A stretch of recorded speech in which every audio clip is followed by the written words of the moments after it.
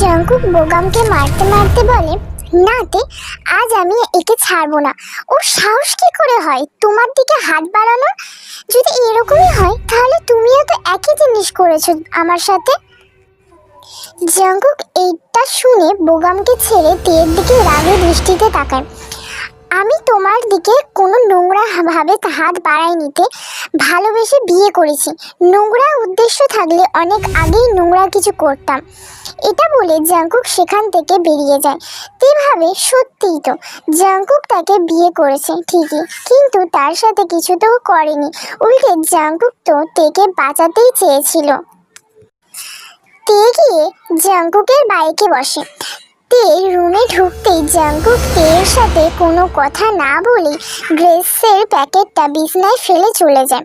তে বিড়বিড় করে বলে, দেখো কেমন প্যাকেটটা ফেলে দিয়ে চলে গেল। একটু রেগে আছে তো কি হয়েছে, সারাক্ষণ তো বেবি গার্ল করে আমার মাথা খারাপ করে দেয়।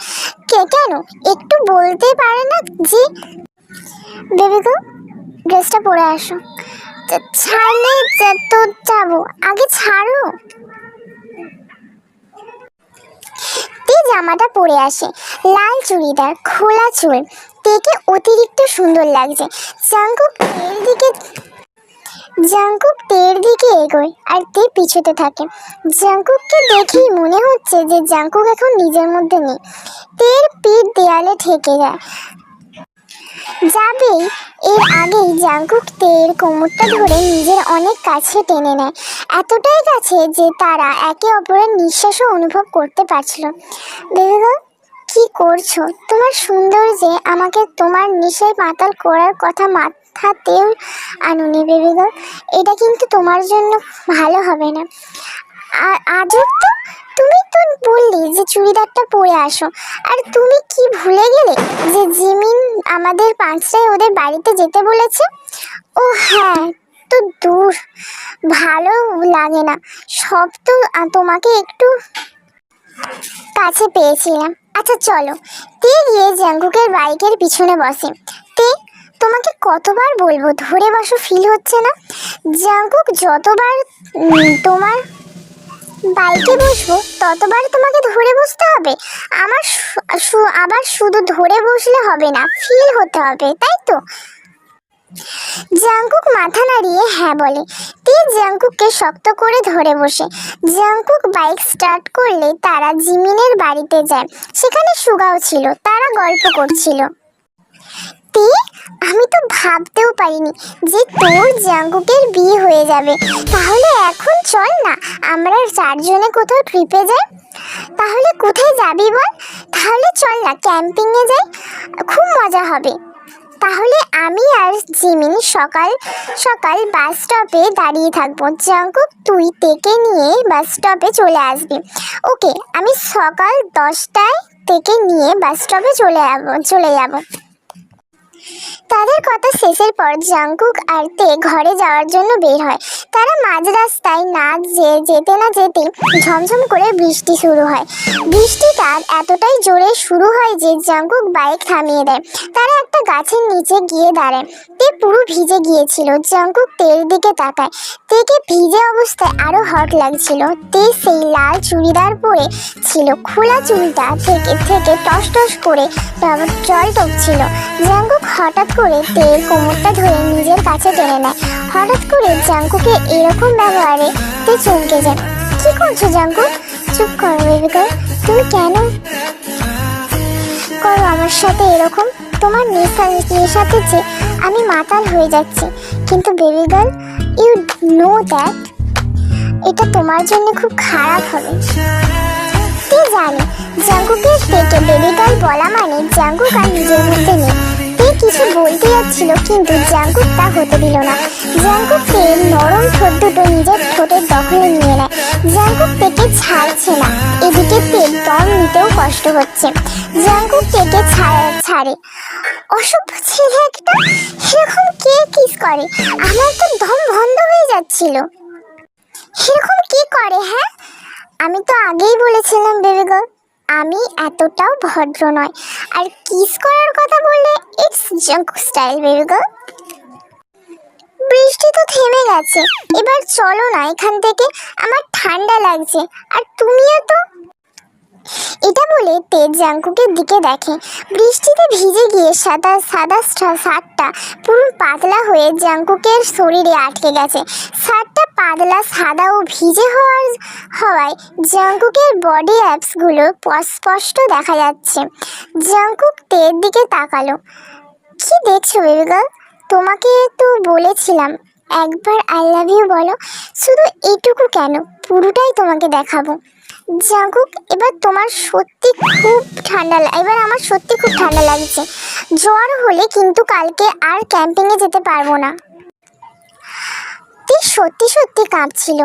জাঙ্কুক জানে তে ঠান্ডা নয়, জাঙ্কুকের ওই রকম কিস করাতে কাঁপছে। কিন্তু যাতেই হোক, তে পুরো থরথর করে কাঁপছে। ওকে ওকে চলো, এই বলে তারা বাইকে বসে। জাঙ্কুক বাইক স্টার্ট দিয়ে বাড়িতে পৌঁছায়। জাঙ্কুক বাইরে থেকে খাবার এনেছিল। তারা ড্রেস চেঞ্জ করে খাবার খেয়ে নেয়। জাঙ্কুক বিছানায় উঠতেই যাবে, অমনি তে বলে, প্লিজ আজকে তো সবাই শুয়ে পড়ো। তুমি যা করে আমাকে আষ্টে পিষ্টে জড়িয়ে ধরো, আমার পুরো শরীর ব্যথা হয়ে যায়। আমি তোমাকে আগেই বলেছি, আমার বেবি গার্ল থাকতে তাকে ছেড়ে অন্য কোথাও শোয়ার প্রশ্নই আসে না। আর তোমার এটুকুতেই শরীর ব্যথা হয়ে গেল, তাহলে অন্য কিছু করলে তোমার কি হবে বেবি গার্ল? আর আজ তো খুব ঠান্ডা লাগছে, তাই আরও আষ্টে পিষ্টে শুতে হবে। এই বলে জাঙ্কুক থেকে আষ্টে পিষ্টে জড়িয়ে ধরে শুয়ে পড়ে। অত বড় দেহর কাছে ওইটুখানি দেহটা নড়তেও পারল না। সকালে তে স্নান করে এসে আয়নার কাছে দাঁড়িয়ে রেডি হচ্ছিল। জাঙ্কুক এখন ঘুম থেকে ওঠেনি। হঠাৎ করে জাঙ্কুক উঠে তের পিছন দিক থেকে কোমরটা জড়িয়ে মুখটা তের ভিজে ঘোলা চুলে ঢুকিয়ে দেয়। একবার আই লাভ ইউ বলো বেবি গার্ল, আমি যে নিজেকে কন্ট্রোল করতে করতে শেষ হয়ে যাব। কি বলছো জাঙ্কুক? রেডি হও না, জিমিন আর সুগা তো বাস স্টপে দাঁড়িয়ে আছে, হয়তো দেরি হয়ে যাবে তো। জাঙ্কুক বিরক্ত বোধ করলেও তেকে ছেড়ে রেডি হতে চলে যায়। তারা বাস স্টপে গিয়ে দেখে জিমিন আর সুগা আগে থাকতেই দাঁড়িয়ে আছে। তারা বাসে করে তাদের ক্যাম্পিং করার জায়গায় পৌঁছায়। সেখানে তারা পৌঁছে প্রচুর মজা করে। তারা অনেক খায়। রাত্রিবেলা তারা থাকার জন্য ক্যাম্প খোলে। জিমিন, আজ আমি তোর সাথে থাকবো, সুগা আর জাঙ্কুক অন্য ক্যাম্পে থাকবে। তোমাকে না আমি কতবার বলেছি তে, আর আমি একটা কথা বারবার বলতে পছন্দ করি না, তুমি থাকতে আমি অন্য কোথাও শোবো না। তে তোমার মনে হয় জাঙ্কুক তোমাকে ছেড়ে আমার সাথে শোবে? তুমি ওর সাথেই শুয়ে পড়োতে। তে আর কি করবে, একটা দিন তো একটু আরামে শুতে চেয়েছিল। তে চুপচাপ ক্যাম্পের ভিতরে ঢুকে যায়। তের পিছন পিছন জাঙ্কুকও ক্যাম্পে ঢুকে যায়। সুগা আর জিমিন অন্য ক্যাম্পে ঢুকে যায়। জাঙ্কুক শুয়েছিল, তে বই পড়ছিল। হঠাৎ করেই জাঙ্কুক তের অনেকটা ক্লোজ হয়ে যায়। জাঙ্কুককে এতটা ক্লোজ দেখে তে ভয় পেয়ে যায়। জাঙ্কুক তের দিকে নেশালো দৃষ্টিতে তাকিয়েছিল আর জোরে জোরে নিঃশ্বাস নিচ্ছিল। তে সেটা ভালোভাবে অনুভব করতে পারছিল। I want to baby girl, can I eat you? কি? কিন্তু জাঙ্কুক আর কথা বাড়ালো না। তে নরম গোলাপি ঠোঁট দুটো নিজের ঠোঁটের দখলে নিয়ে নিল। জাঙ্কুক ঠিক সেই সময় সুগা আর জিমিন ক্যাম্পের পর্দাটা তুলে ভিতরে ঢুকতেই যাবে, তখন তাদের এই অবস্থায় দেখে। জাঙ্কুক তাদের দেখে তের কাছ থেকে দূরে সরে যায়। আমরা হয়তো ভুল সময় চলে এসেছি, আসলে খুব মশা কামড়াচ্ছিল তো, তাই তের কাছ থেকে মশা মারার ধূপটা নিতে এসেছিলাম। জাঙ্কুক, মানছি তুই অতিরিক্ত সুন্দর, কিন্তু তা বলে তুই এইভাবে লাইন মারবি? জাঙ্কুক তো সুগার এরকম কথায় রেগে গিয়ে সুগাকে তাড়া করতে থাকে। কুত্তা, পাঠা, আর আসার সময় পেলি না? আমার কিস খাওয়ার সময় দিয়ে তোকে আসতে হলো, আমাকে কিসটাও খেতে দিল না। তোকে তো আজ শেষ করে দেবো আমি। আরে ভাই, কি করছিস কি? আমি মরে গেলে জিমিনের কি হবে বল? ভুল করে চলে গিয়েছিলাম, ক্ষমা করে দে না। তাদের এই রকম অবস্থায় দেখে তে আর জিমিন ক্যাম্পে বসে খুব হাসে। সকালে তারা নিজের নিজের বাড়ি চলে যায়। তারা সকালে বেরিয়েছিল, বাড়ি পৌঁছতে পৌঁছতে বিকেল হয়ে যায়। আচ্ছা জাঙ্কুক, তোমার মা বাবা কোথায়? আমার তো বাবা নেই আর মা আছেন, কিন্তু আমি তোমার বাড়িতে আসা থাকতেই তোমার মা বাবাকে দেখতে পাইনি।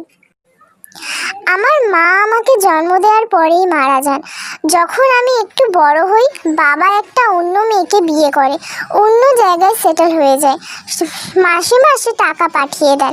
সারা জীবনে শুধু এটুকুই ভালোবাসা চেয়েছিলাম, তাও পেলাম না। ও, তাই তুমি এত জেদি? আচ্ছা, তোমার ওই এই এত বড় ঘরে একা ভয় লাগে না? ভালোই তো হলো, না হলে আমার বেবি গার্লকে একান্তই সারা বাড়িতে পেতাম না। তে জাংকুকের কথার ভঙ্গি দেখে কথা ঘোরানোর জন্য বলে, আমার খিদে পেয়েছে, তাহলে চলো কোনো বড় রেস্টুরেন্টে খেতে যাই। তে মাথা নাড়িয়ে হ্যাঁ বলে। তারা বাইকে করে একটা বড় 5 স্টার হোটেলে যায়। তে একটু অবাক হলেও কিন্তু জাংকুক তার পছন্দের খাবারগুলো অর্ডার করে দেওয়ায় খিদে থাকার কারণে তে খাবারগুলো খুব মজা করে খেয়ে নেয়। খাওয়ার পর পার্কিংয়ে তারা বাইকটা নিতে আসে। যা, আমি তো আমার ফোনটাই ফেলে আসলাম, তুমি এখানেই দাঁড়াও, আমি ফোনটা নিয়ে আসি। জাংকুক ফোন আনার জন্য আবার যায়। পার্কিং এর জায়গায় কেউ ছিল না, শুধু অনেকগুলো গাড়ি দাঁড় করানো ছিল। তে সেখানে একা দাঁড়িয়েছিল। হঠাৎ পিছন দিক থেকে কে একজন তের মাথায় জোরে আঘাত করে। পিছনে ঘুরে দেখার আগে তে জ্ঞান হারিয়ে পড়ে যায়। সে ছিল বোগাম। জাংকুক পার্কিংয়ে এসে দেখে সেখানে তে নেই। তেকে না দেখতে পেয়ে জাংকুক তেকে সেখানে অনেক খোঁজে। জাংকুক যেন তার তেকে না দেখতে পেয়ে পাগল হয়ে যাচ্ছে। হঠাৎ একটা জাংকুকের ফোনে কল আসে। ফোনটা ধরতেই অপর দিক থেকে বোগাম বলে, তেকে খুঁজছো জাংকুক? তেকে তো পাবে না, সে তো আমার কাছে। সবার সামনে তুমি আমাকে মেরেছিলে না, এবার দেখো তোমার তেকে আমি কি করি। খবরদার, যদি আমার তেকে কিছু করেছিস শেষ করে দেবো আমি। জাংকুকের কথা শেষ না হতেই বোগাম কলটা কেটে দিল। তে চোখ খুলে দেখে সে হাত পা বাঁধা অবস্থায় পড়ে আছে। আরে তে, তুমি উঠে পড়েছো? কে তুমি? কেন আমাকে বেঁধে রেখেছো? আরে, আমাকে চিনতে পারছো না তুমি? মানে মনে নেই তোমার? শপিং মলে জাংকুক আমাকে সবার সামনে কত মারলো। সেদিন আমি তোমার শরীরে হাত দিইনি, কিন্তু জাংকুক আমাকে মেরেছিল। কিন্তু আজ তোমার সাথে আমি যা ইচ্ছে তাই করব, আর ওই জাংকুক কিচ্ছু করতে পারবে না। এই বলে বোগাম তের দিকে এগোতে থাকে। তে প্রচণ্ড ভয় পেয়ে যায়। একদম কাছে আসবে না আমার, জাংকুক কিন্তু তোমাকে ছাড়বে না। কানে যাচ্ছে না কথা তোমার? তের কথা যেন বোগামের কানেই পৌঁছাচ্ছে না। বোগাম তের দিকে হাত বাড়াতেই যাবে, কিন্তু কোথা থেকে একটা ঘুষি এসে বোগামের গায়ে পড়ে। বোগাম দূরে গিয়ে পড়ে। হাতটা ছিল জাংকুকের। জাংকুকের চোখে এখন যেন আগুন জ্বলছে, লাল বর্ণ ধারণ করেছে জাংকুকের চোখ। জাংকুক গিয়ে বোগামকে তুলে আবার মারতে থাকে। এটা দেখে বোগামের কিছু লোক জাংকুককে আটকাতে আসলে জাংকুক তাদেরও মারে। তা দেখে বাকি লোকেরা সেখান থেকে পালিয়ে যায়। জাংকুক বোগামকে মারতে মারতে আধমরা করে দেয়। সেই সময় সেখানে পুলিশ পৌঁছে যায়। জাংকুক নিয়ে যাওয়ার আগে বোগামকে নিয়ে যাওয়ার আগে জাংকুক শুধু বোগামের কলারটা ধরে বলে, একটা কথা শুনে নে, she is only my baby girl. ভবিষ্যতে যদি তের কথা মাথাতেও আনিস, তাহলে আমি আর তোকে জ্যান্ত রাখবো না। বোগামকে নিয়ে যাওয়ার পর জাংকুক তের কাছে ছুটে যায় আর তের হাত পায়ের বাঁধন খুলে দেয়। তে জাংকুকে শক্ত করে জড়িয়ে ধরে। জাংকুক, আমি ভেবেছিলাম যে কিছু হয়নি। তে, কেঁদো না, তোমার আমি কিছু হতে দিতাম না। এখন বাড়ি চলো তে। জাংকুক তেকে নিয়ে বাড়ি পৌঁছায়। জাংকুক তেকে বিছনায় বসিয়ে তের জন্য জল আনতে যায়। তে জল খেতে খেতে হঠাৎ জাংকুকের দিকে তাকিয়ে বলে, আই লাভ ইউ। কি বললে তুমি তে? তুমি জানো এর মানে? তার মানে তুমি কি বোঝাচ্ছ যে? তে কিছু বললো না, লজ্জায় মুখটা নিচু করে নেয়। বেবি গার্ল, এখন আমি তোমার নেশায় মাতাল। এখন আমি যে মাতলামি করবো তা তুমি সহ্য করতে পারবে তো? কারণ এখন আর আমি নিজেকে কন্ট্রোল করার ক্ষমতাই নেই। তে জাংকুকের হাতটা শক্ত করে ধরে। সহ্য করার ক্ষমতা না থাকলে কি আই লাভ ইউ বলতাম? জাংকুক আর দেরি করলো না, তের ক্লোজ গিয়ে তের নরম ঠোঁট দুটো নিজের দখলে নিয়ে নেয়। তারা এতটাই কাছাকাছি যে তারা একে অপরের নিঃশ্বাসটা পরিষ্কার অনুভব করতে পারছে, কিন্তু এতটা কাছে পেয়েও জাংকুকের হচ্ছে না। তার যেন তেকে এমন কাছে চায় যেন তাদের মধ্যে আর 1 সেন্টিমিটারও না দূরত্ব থাকে। सांसों पे रखा हुआ तेरे होठों का सपना अभी है वही।